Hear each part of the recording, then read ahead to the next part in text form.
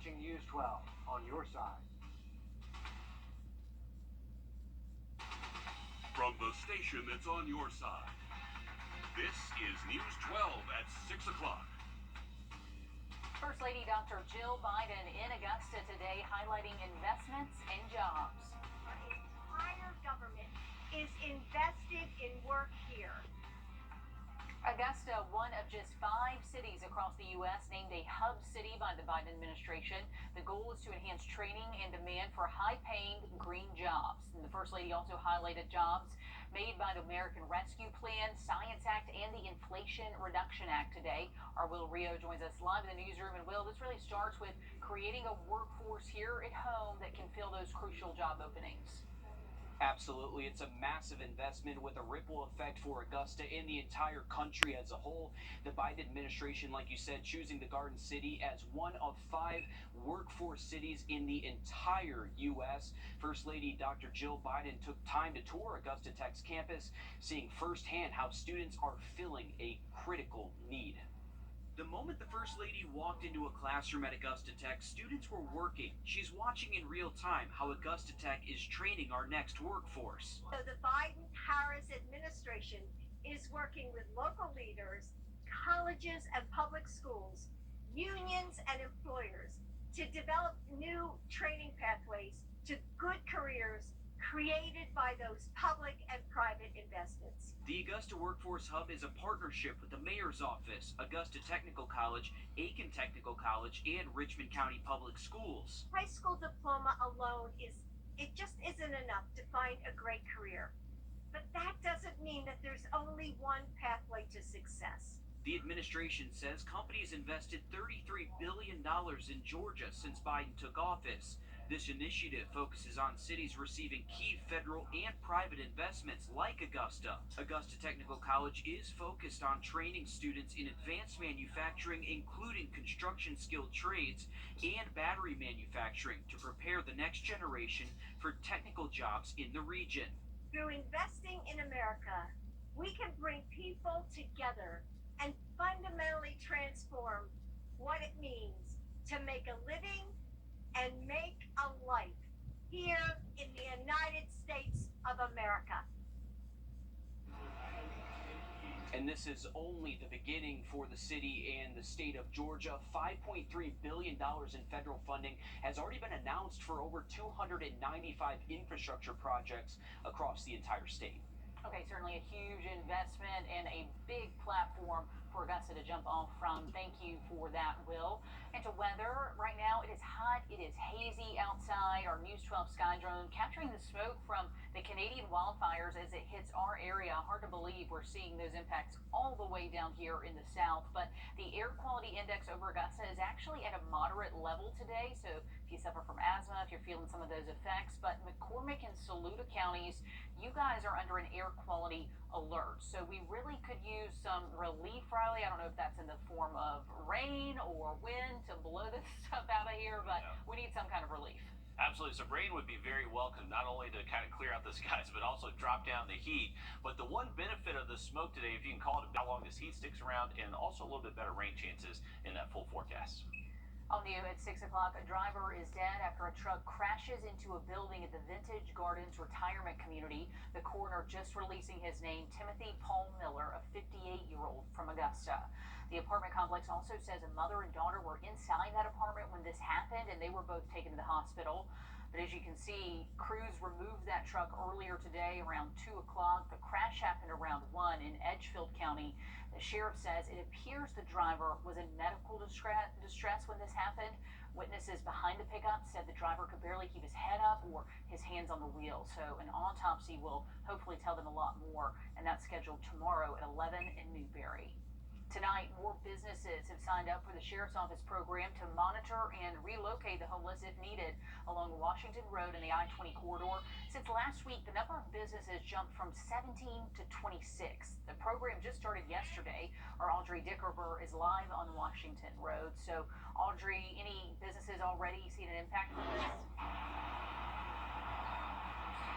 Yeah, I spoke to about 10 businesses today from the motels to gas stations to restaurants. Some of them say they've seen a decrease in the amount of people loitering, while others say it's too soon to tell. Change. It's the word I heard most while speaking with businesses today, especially when it comes to bringing customers in the door. Because some customers, they don't like, to be approached by homeless people asking. Some businesses say they've already seen more W's patrolling in the last 24 hours.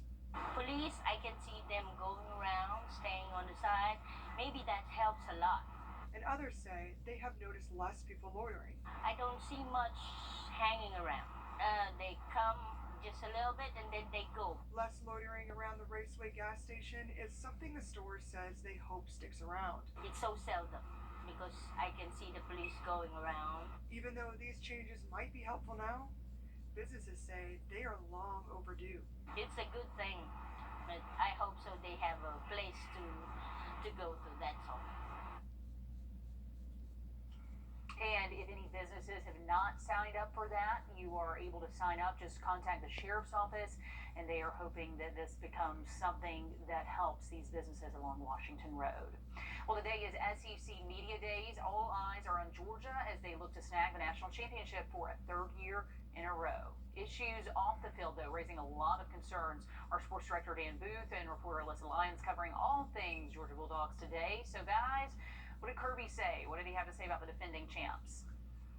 Laura, SEC Media Days are in full effect over in Nashville, and the back-to-back defending national champion Georgia Bulldogs stole the spotlight today in more ways than one. The Dogs have had their eyes set on becoming the first team to have a three-peat since Minnesota in the 1930s. Yeah, as much success that they've had on the field, off the field has posed some concerns, like you said, Laura. January, the program experienced one of the highest highs in the sport. They also experienced one of their lowest lows with the January 15th car crash that resulted in the deaths of player Devin Willock and staffer Chandler LaCroix. Since then, 11 UGA players have been cited with moving violations, including reckless driving, speeding, and disobeying traffic signals. It's begged the question on whether there's a culture problem in Athens.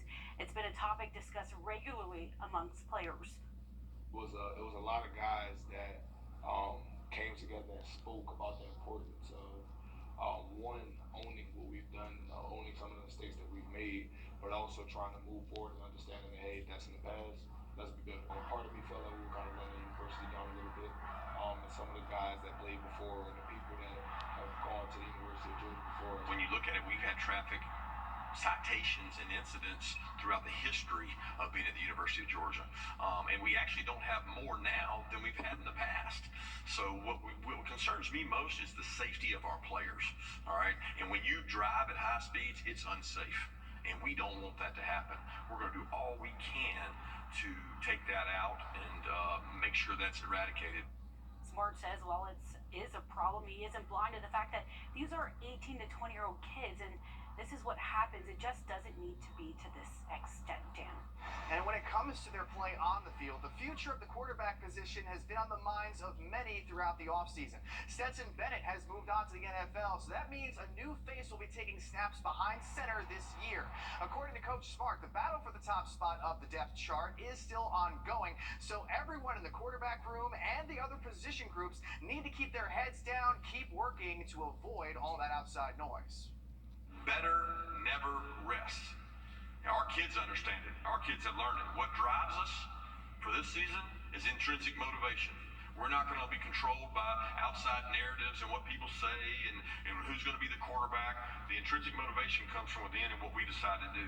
This team, the 2023 team, is still defining itself. We don't know where that goes. That happens over the course of the rest of the summer and fall camp, but I like where it's at. Kirby says Carson Beck, who was once ahead of Stetson Bennett on the depth chart, is the, quote, leader to be QB1, but he hasn't done enough to say he's the starter just yet. The Dogs kick off the 2023 season on Saturday, September 2nd in Athens against the UT Martin Skyhawks. And while today's focus is on the Dogs, there is still time left for those South Carolina Gamecocks. We're going to hear from them on Thursday. But hey Laura, we have all the information on your dogs. We'll continue to update you guys at 11. Yeah, I was really honing in when he said, I like where they're at, because Kirby doesn't give a lot. So I'll take it as a glowing recommendation. Thanks, guys. A second Richmond County lounge is on probation after a string of violence in the last half hour. Augusta commissioners approved the sheriff's office request to do something about Sue's Lounge on Deansbridge Road. Back in May, a woman died after someone rammed cars and fired shots at that lounge. For the next 6 months, the owner's business, alcohol, and dance license are now on probation. If there are any other incidents in that time, she will lose those licenses. Only thing I have to say is I made a mistake of letting someone, me not being there all the time because I have a full-time job, and then trusting someone to do my business for me. I'm in the process of rectifying all of those problems at this moment. I've talked to Detective Ortiz and Ms. Juliet about the situation, and I'm working on the problem as we speak. So I've just asked that probation be granted and me given the opportunity to fix the problem. Back in May, Level 9 Sports Bar also put on probation after several violent crimes, one deadly shooting and incidents involving drugs, and also a kidnapping case. Great news at 6 o'clock. Richmond County Deputy Kenneth Mercer is now out of the hospital after being shot in the line of duty. A little over an hour ago, more than a dozen deputies with the Richmond County Sheriff's Office waited outside of the hospital for Mercer to walk out. And this Friday, Shepherd Community Blood Center is hosting a blood drive to support Deputy Mercer. Shepherd Blood Center had to donate quite a few units of blood for his transfusion, so this will help restore their supplies to help other people. The blood drive is Saturday at the Augusta Municipal Building. It's from 10 to 5, so if you want to donate to that, please show up. You can also donate financially towards Mercer's recovery, and they will accept those donations as well. After a bullet comes flying through one woman's home, she is sending a warning about the dangers of reckless gunfire on holidays. Her story after the break. And we are looking at high heat and humidity for the rest of the week, but luckily a little bit better storm chances as we get closer towards the weekend. We'll have that full forecast next. Rain chances as we roll into the weekend, and you can see our temperatures do cool off finally again Saturday and Sunday, with those highs remaining in the low 90s. Some of the biggest holidays of the year marked by fireworks every year. Of course, New Year's Eve, 4th of July, but sometimes in lieu of fireworks, people opt for gunfire, which is never a good idea. It's not just bothersome, it's dangerous. For one mother, that gunfire led to a bullet hole just feet away from her son's room, and now she's sending a warning to hopefully save someone's life. What goes up must come back down, and sometimes at a cost. I just feel like it was very irresponsible and reckless for anybody to be just shooting out of nowhere. She doesn't want to show her face. Instead, she's sharing a message of caution. Or actually asleep. I did hear something. I just came out here to the living room and I went just back to sleep because I didn't see anything. How a careless trigger sent a bullet cracking through her walls on July 4th. It actually shot through my house. If my children would have been there, it would have been a death. She says there was a 30-minute window between her children playing and one bullet blasting 3 holes in her home. You can't see the bullet, but you can see the impact on the wall. So you can kind of see how it falls on the little kitchenette that my daughter has. Georgia state law says it is illegal for anyone to shoot a gun on or within 50 yards of a public highway. Doing so could result in a $1,000 fine, a year in prison, or both. And while she isn't against guns, that's fine if you want to protect yourself, but that's what it is for, is to protect yourself, not to, just shoot out of nowhere. She says using them properly saves lives. Don't just shoot it to shoot. That's how innocent people get killed. For a mother, it's just heart-wrenching to me. It could happen anytime. Reporting in Columbia County, Hallie Turner on your side. Still to come on News 12 at 6 o'clock, neighbors in Columbia County still fighting back against plans for a Parker's Kitchen, but the county commission has the final say. We'll have the latest from their meeting in a moment. They sold my cake for $300,000. Call 762 all night. Commissioners are deciding as we speak whether Parker's Kitchen gas station will have a new home in Columbia County. They want to build it right here off of South Bel Air Road near Oakley-Perkle Road. It's been a contentious issue. Our Nick Dieland joins us live from just outside of that commission meeting. He just stepped out. Nick, have they made a decision yet about this? Yeah, Laura, no decision as of now is the next item on the agenda, so really any second we'll find out. But a lot of neighbors have made their way from those neighborhoods behind that location where it is proposed off of South Bel-Air Road, and they do have some concerns that they talked to me about today.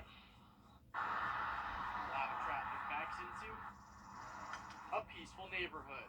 We had fireflies, we had frogs, we had turtles, we had wildlife everywhere. It's always been very quiet, which is nice. Fears of a Parker's Kitchen bringing traffic into the neighborhood has neighbors worried. We feel like it would bring crime to the area and definitely traffic and noise. And right now, that's what we like about this neighborhood. It's a nice, quiet, homey place to live. When the neighborhood found out, they wanted nothing to do with it. 24 hours with a restaurant that just screams truck stop, and that's just not something that's gonna be any value in this area. Which rallied neighbors to fight back, getting Planning Commission to recommend disapproval. That made everybody feel very excited. In the years to come, it's inevitable something's going to be put there. But right now, for as long as we possibly can, we'd like to keep it from being put there. Neighbors say this could be a small victory, but they won't be celebrating for long.